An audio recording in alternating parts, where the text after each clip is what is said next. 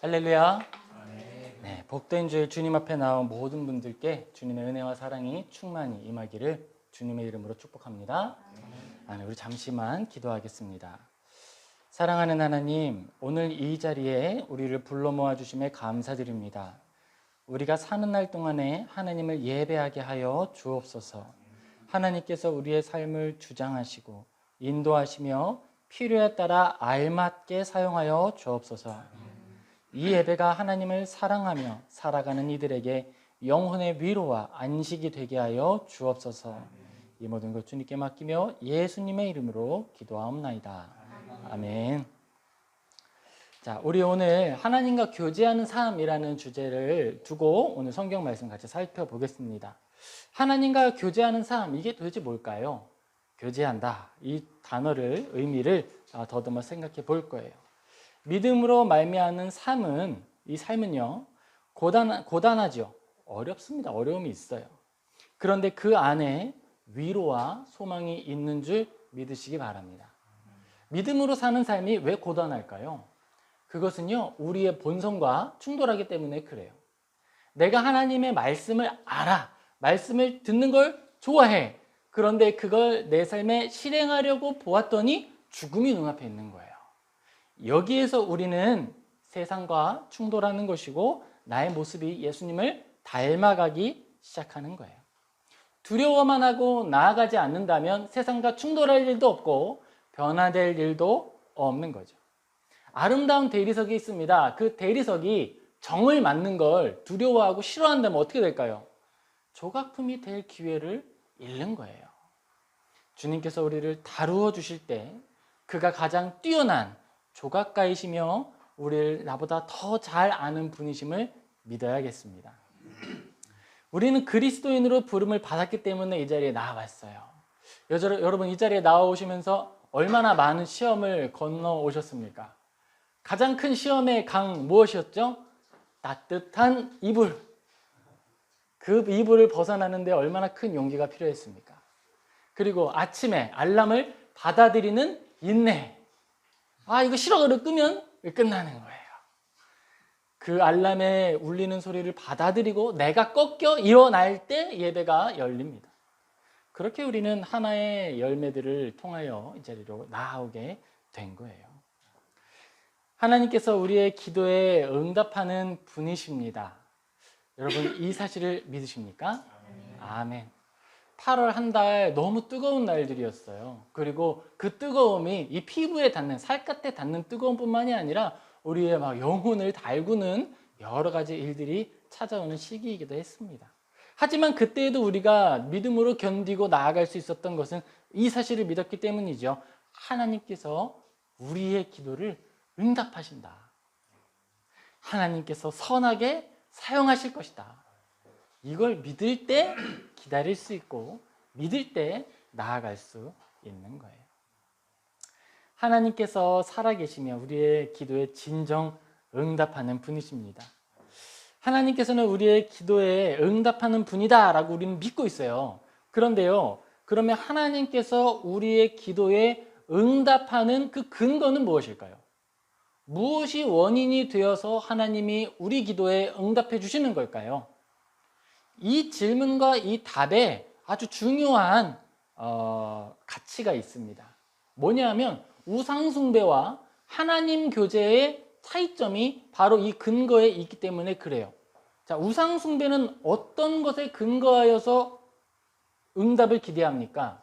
나의 열심, 그리고 내가 드리는 기도의 길이, 그리고 그 기도를 위하여 투자하는 재료들의 가치, 이런 것들이죠. 그런 것들에 의지하고 그걸 근거로 응답을 구하는 거예요. 자, 내가 100일 기도를 했고 1000일 기도를 했고 예물을 드렸으니 나에게 응답 주소서는 우상숭배. 그렇다면 하나님을 섬기는 예배에 있어서, 그리고 그 기도에 있어서 응답의 근거는 무엇일까? 그 응답의 근거는요, 바로 교제입니다. 하나님의 긍휼입니다. 그가 나를 사랑하신다라고 하는 확신이에요. 하나님께서 우리를 불쌍히 여기시는 그 마음으로부터 우리는 기도 응답의 근거를 찾습니다. 자, 우리가 믿음을 가지고 나아갈 때에요, 믿음의 반석 위에 선다라는 표현을 쓰지요. 이 믿음의 반석이라는 게 도대체 무엇일까요? 이것은요, 세계관을 의미하는 것이고요, 내가 나의 삶의 모든 것을 해석하는 방법을 의미하는 거예요. 어떤 의미에서 기독교는 해석학입니다. 무엇을 해석하느냐 하면 상황을 해석하는 거예요. 나에게 찾아오는 어려운 상황들, 오해들, 나는 잘하려고 했는데 그 잘하려고 하는 행동들에 대하여서 나타나는 어려운 일들, 그 모든 일들이 나를 고통스럽게 만들어, 견디기 힘들게 만들어요. 힘이 듭니다. 그런데 우리는 믿음의 반석 위에 서서 어떻게 바라보죠? 하나님의 본심이 아닐 것이다. 이걸 믿고 가는 거예요. 주님께서 선한 일을 위하여 나를 인도하여 가신다. 이걸 믿고 가는 거예요. 이게 믿음의 반석이라는 거예요. 이 믿음의 반석이 흔들리지 않고 그 위에 아름다운 건축물을 세워간다라고 표현을 하는 겁니다. 그러면 우리가 이 사랑의 반석을 어떤 것을 근거로 그럼 가지고 있느냐? 이 확고한 근거는 바로 예수님의 십자가 사랑이죠. 하나님께 드리는 기도와 기도의 응답들은 우리를 사랑하시는 하나님의 깊은 사랑과 나를 나보다 더 잘 아시는 하나님의 무한한 지혜를 근거로 해석하는 거예요. 자, 여러분 기도 많이 하시죠? 그 기도할 때 하나님께서 내 기도대로만 응답하십니까? 내가 기도하면 기도하는 즉시 응답하십니까? 우리가 기도 좀 해보는 사람들은 늘 가지고 있는 거예요. 아, 나의 기도가 응답되었다라고 말을 해요. 그런데 상황을 보면 기도했던 그 워딩대로 일이 이루어졌는가라고 보면 좀 그래. 하지만 그럼에도 불구하고 우리는 기도 응답이 되었다라고 말해요. 왜 그렇게 이야기할 수 있느냐? 하나님과의 관계 속에서 우리의 상황을 해석하고 우리가 믿음의 눈으로 나의 삶을 바라보기 때문에 그런 거예요. 하나님께서 나를 나보다 더 사랑하신다. 나의 모든 것을 나보다 더 잘 아신다. 이걸 근거로 하기 때문에 우리는 하나님께서 나의 기도에 즉시 응답하실 때에 아멘으로 감사합니다. 또한 조금 늦추어 응답하실 때에 아멘으로 화답하고 감사합니다.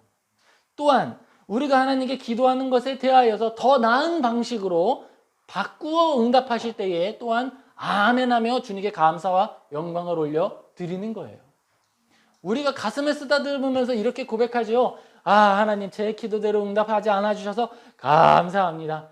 그랬다면 참 큰일 났습니다. 큰일 나는 거예요. 박 목사는 여기 없는 거예요. 우리의 삶이 다 하나님의 선한 인도하심을 따라 나아가고 있습니다. 그게 교제의 힘이에요. 보지 못하는 것을 바라보게 하고 위로받지 못하는 상황 속에 위로를 얻게 합니다. 우리 히브리서 10장 19절에서 21절 같이 읽겠습니다. 19, 20, 21절 같이 읽겠습니다. 시작. 그러므로 형제들아, 우리가 예수의 피를 힘입어 성소에 들어갈 담력을 얻었으니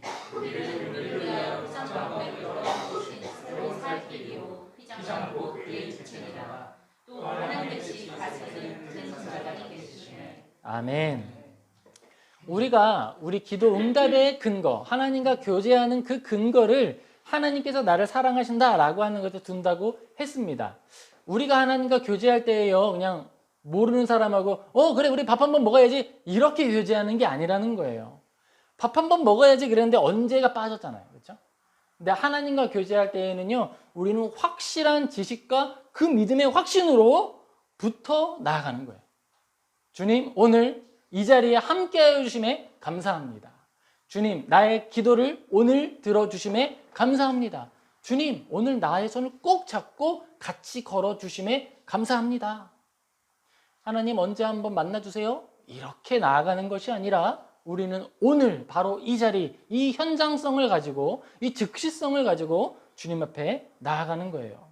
교회 안에서 이 교제, 하나님과의 교제 외에도 이 교제라고 하는 단어 자체가 굉장히 중요하게 다루어집니다. 그렇죠? 결혼하기 위해서 필요한 것도 교제지요. 그리고 우리가 서로를 알아가고 함께 동역하기 위해 필요한 것도 또한 교제예요. 만약에 교제 없이 교제 없이 그 사람에게 일을 시키거나 무엇인가 의무를 부여한다 그러면 어떻게 되는 거예요? 그건 교제가 아니죠. 관계를 맺는 것이 아니지요. 사랑의 지체로 연합되는 게 아니에요. 교제는 관계의 기초가 되는 것이고 교회가 교회로서 아름답게 서로 지체가 이어져 갈 수 있도록 하는 아교의 역할을 하는 거예요. 콘크리트의 역할을 하는 거예요. 그것이 바로 교제예요. 그런데요, 이 교제의 그럼 사전적 의미가 뭘까요? 한국어 사전에는 이 교제라는 단어가 이렇게 표현이 되어 있습니다. 사귀어 가까이 지냄. 여기까지 마음에 들어요. 그런데 그 뒤에 덧붙여진 의미가 마음을 불편하게 합니다. 어떤 목적을 달성하기 위한 수단으로 남과 가까이 사귐이라고 표현해요. 이상해. 그쵸? 한국어 사전에 나타난 교제라는 단어는 우리나라에서 받아들일 수 있는 의미인지는 모르겠지만 교회 안에서 받아들일 수는 없는 의미예요. 이러한 설명은 교제라는 교회 안에 나타나는 이 참된 교제, 이 코이누니아를 설명하기가 충분하지 않습니다. 믿음의 선배인 윌리엄 에임스라고 하는 분이 있어요. 이제 큰 스승이시죠. 그분이 성도의 교제를 설명하면서 이렇게 이야기합니다. 교제는 서로에게 선을 행하려고 하는 모든 행위이다. 여러분, 이게 진정한 교제예요. 따라해 볼까요? 서로에게 선을 행하려는 모든 행위. 아멘. 그리고 하나님께서 이 교제의 의미를 그대로 우리에게 적용하여 주시는 거예요. 내가 너에게 선을 행하기 위하여 모든 것을 행하겠다. 하나님께서 우리에게 베풀어 주신 교제의 진정한 가치와 증거가 무엇이죠? 우리 잘 알죠? 예수님이에요. 예수님의 죽음이죠. 그의 아들을 죽이시는 거예요. 너희들에게 선을 베풀기 위하여서 모든 것을 할 텐데 그 모든 것은 나의 사랑하는 아들을 죽이는 것이다.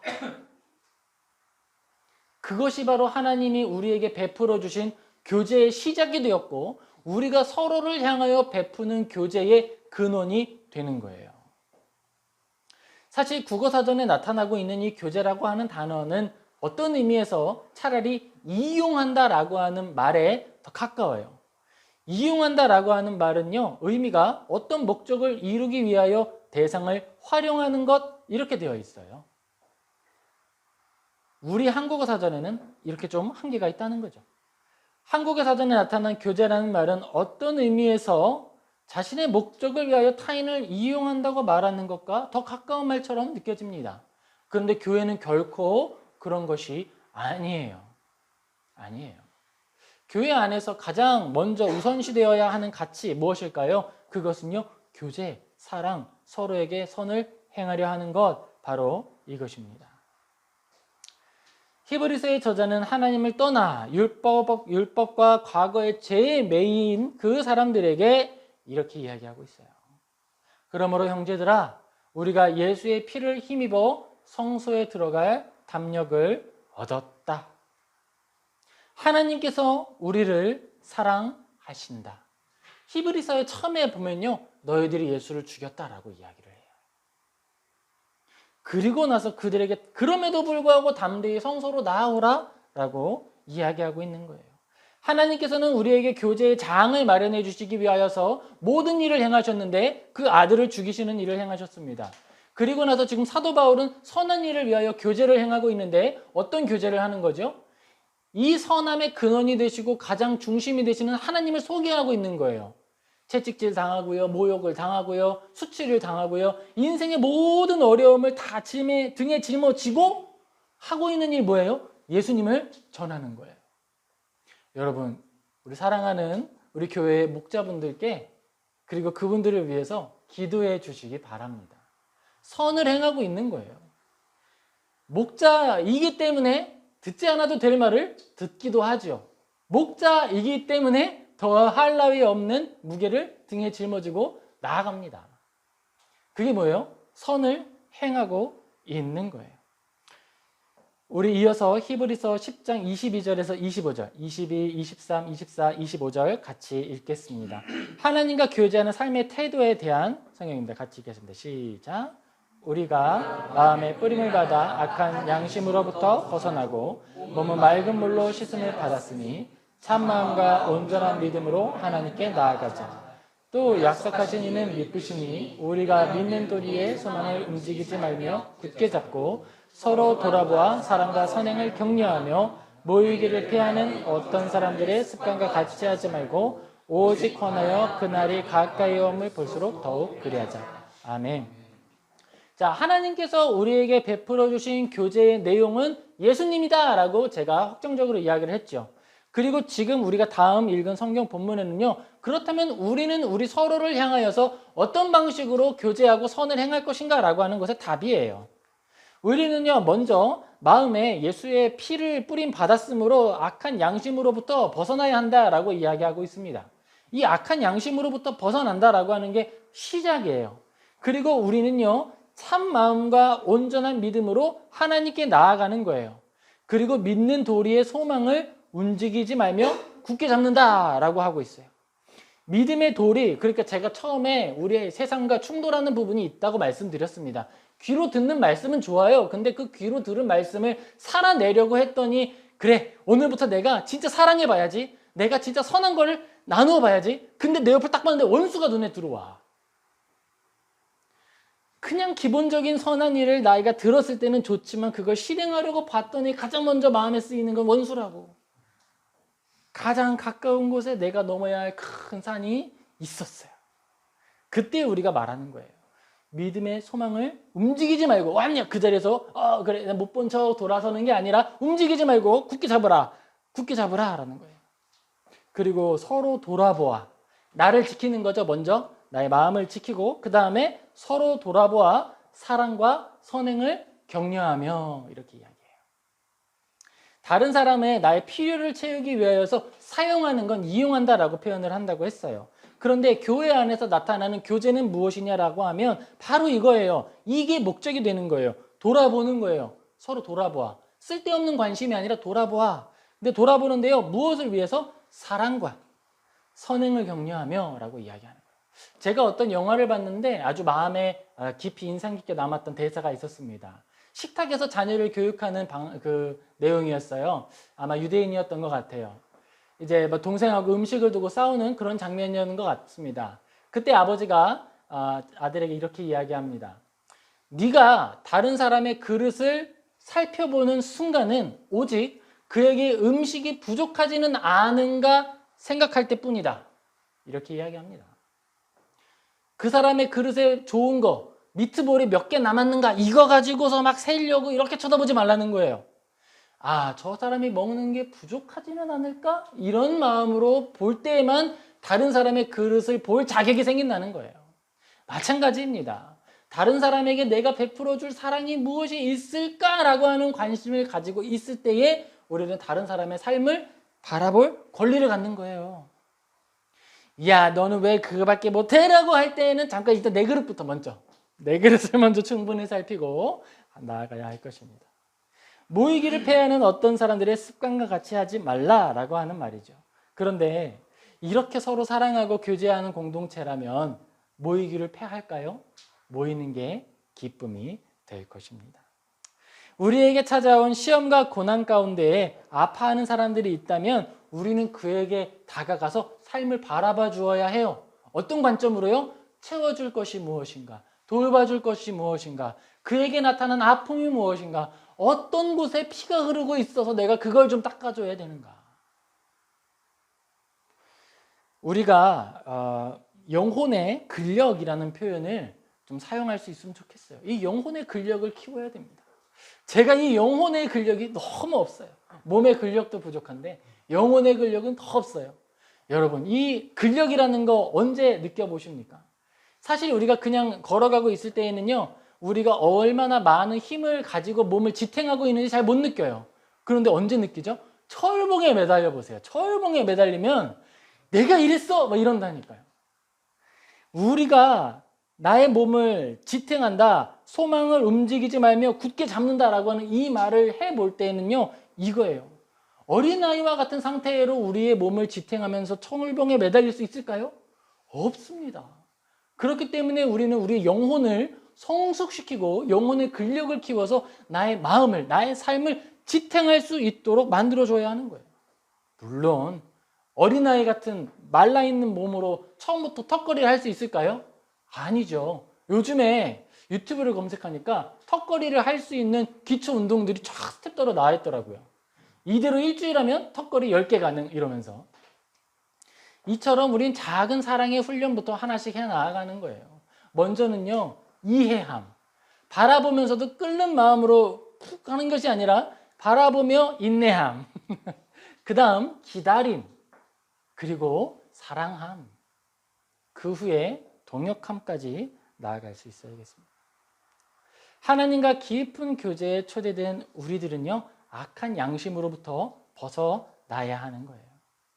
삶의 태도를 통하여 선한 것을 보이라라고 외쳤던 야고보서의 말씀을 기억해야겠습니다. 우리가 하나님 안에서 참되게 교제하기를 원한다면 먼저는 예수님의 사랑을 묵상하여 바라보고 그 후에는 나의 작은 이 영혼의 근력을 회개하며 하나씩 하나씩 훈련해 나가는 저와 우리 모든 지체되기를 주님의 이름으로 축복합니다. 우리 이어서 히브리서 10장 26절에서 31절 같이 읽겠습니다. 26절에서 31절입니다. 시작. 우리가 진리를 아는 지식을 받은 후 진즉 죄를 범한들 다시 속죄하는 죄가 없고 오직 무거운 마음으로 심판을 기다리는 것과 대적하는 자를 채울 맹렬한 불만 있으리라. 모세의 법을 폐한 자도 두세 증인으로 말미암아 불쌍히 여김을 받지 못하고 죽었거든. 하물며 하나님의 아들을 짓밟고 자기를 거룩하게 한 언약의 피를 부정한 것으로 여기고 은혜의 성령을 욕되게 하는 자가 당연히 받을 형벌은 얼마나 더 무겁겠느냐. 너희는 생각하라. 원수 갚는 것이 내게 있으니 내가 갚으리라 하시고 또 다시 주께서 그의 백성을 심판하시리라 말씀하신 것을 우리가 아노니 살아계신 하나님의 손에 빠져들어가는 것이 무서울진저. 아멘.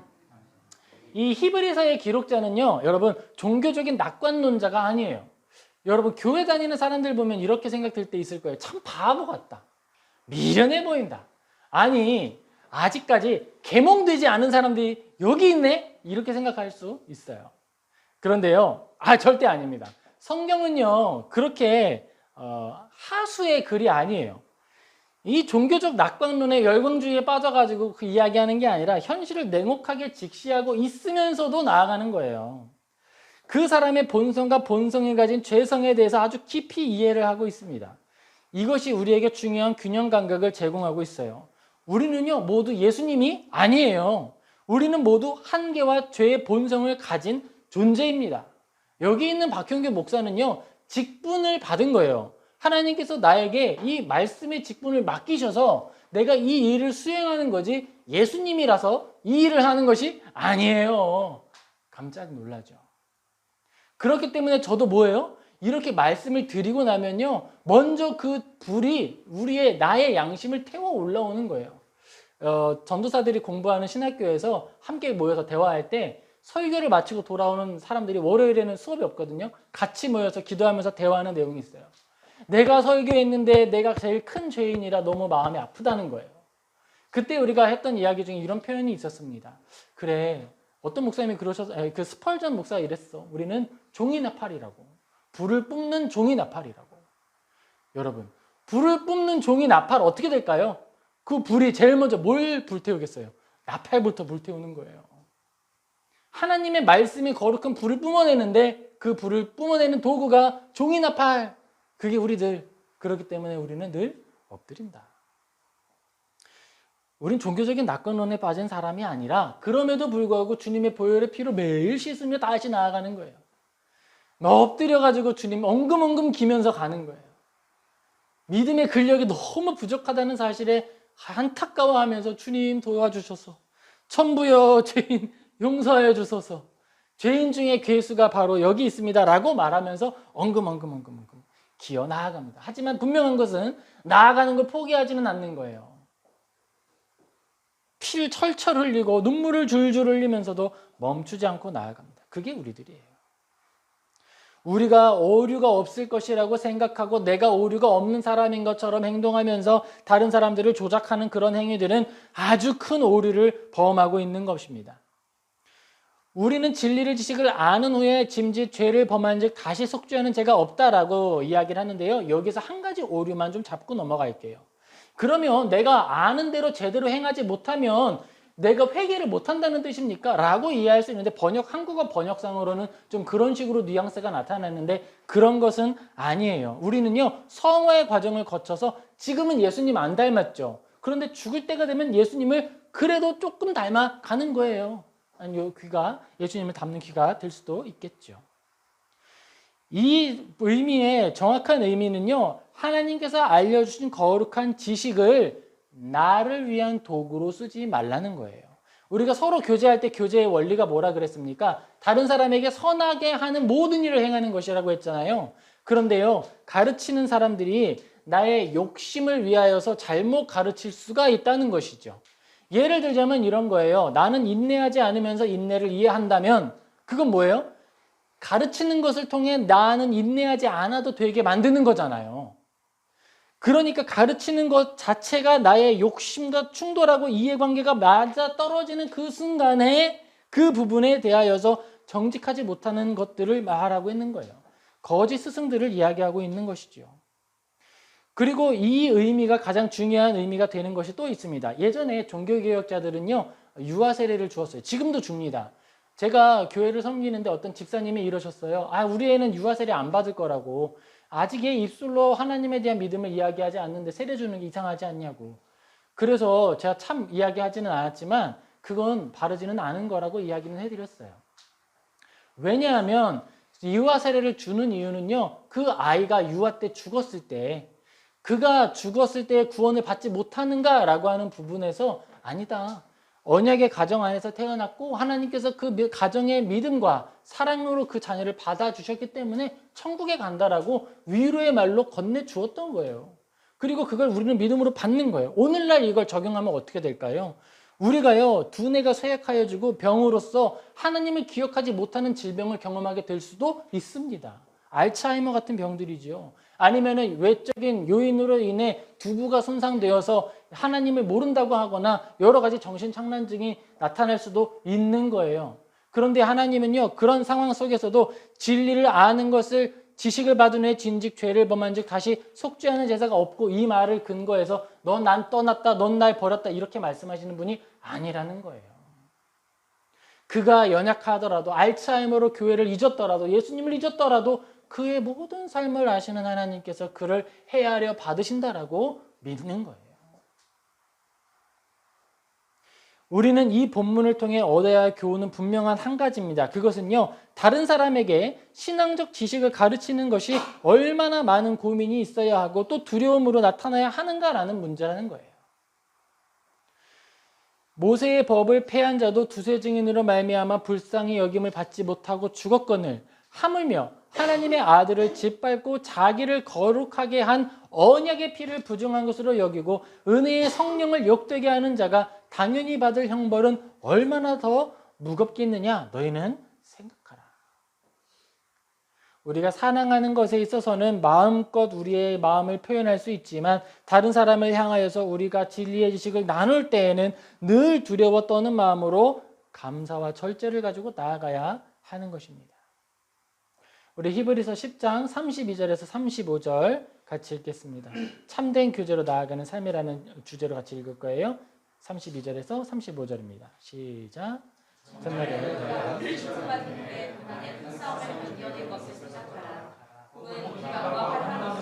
사람에게 구경거리가 되고 혹 이런 형편에 있는 자들을 사귀는 자가 되었으니 너희가 같은 자를 동정하고 너희 소유를 빼앗기는 것도 기쁘게 당한 것은 더 낫고 영원한 소유가 있는 줄 알미라.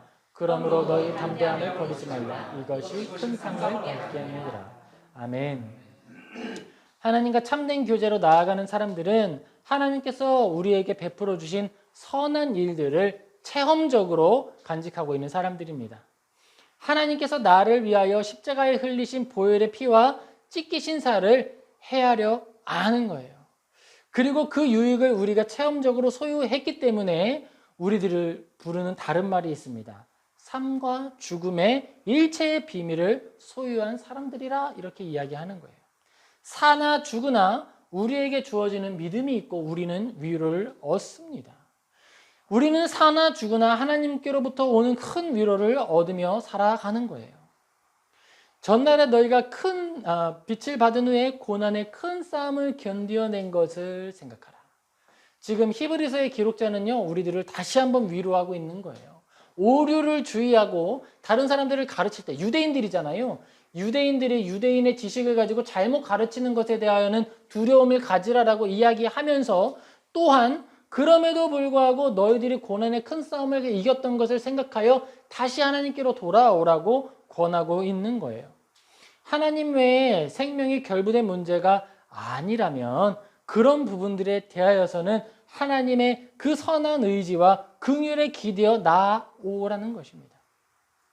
그리고 우리가 믿음의 삶으로 살아가고 또 믿음의 증거를 소유하고 있는 사람들은요, 또 이런 감각을 가지고 있죠. 우리에게 유익한 것이라 하더라도 해로 여기고 내어놓을 수 있는 거예요.